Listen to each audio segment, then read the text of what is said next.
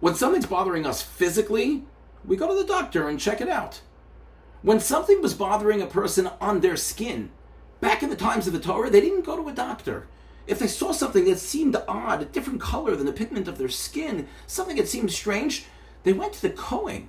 The Torah tells us in Parshas Tazria and Metzora, the entire process of identifying what saras, what this skin affliction was, and the entire healing process, the purification process for this person who was afflicted with saras. And the Kli Yakar wants to know, why did the person have to show it to a Kohen and not to a doctor or someone else that maybe could determine that this was saras? Why did it have to be a Kohen? The Kohanim had enough to do. Determining whether this skin blemish was an affliction had to be done by the Kohen? So Kli Yakar explains and says, yes. Why? Because Chazal tell us that at the core of this skin affliction of tsaras is that a person spoke negatively about another. Lashon hara. And as a result of speaking in that way, a person separated other people. He explains that conflict begins when people lose the focus of how special and how unique speech is, and how the power of speech is the power to unite, or the power of speech is a power to divide. This person who spoke Lashon Hara, this person who now has saras, was a person who divided people. Therefore, that person has to be separate from the rest of the camp, contemplate, meditate on their action so they can come back to the camp and once again unite with people.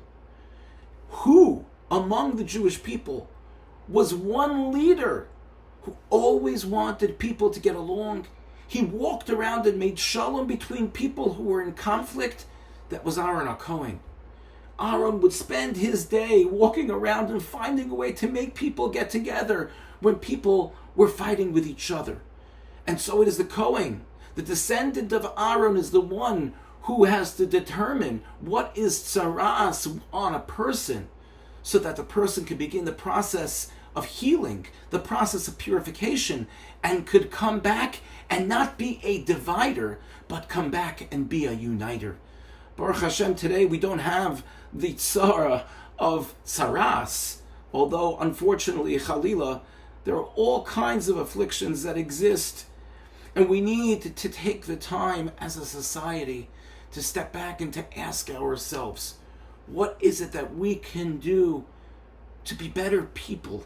What is it that we can do to help others who are hurting?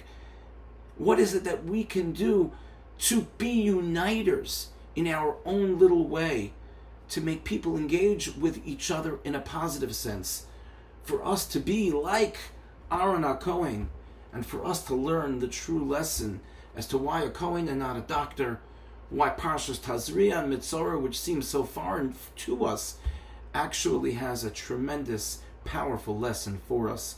May we be zoche, may Hashem help us in watching the way that we speak, so that we can connect to others and not chas v'sholom to divide ourselves from them.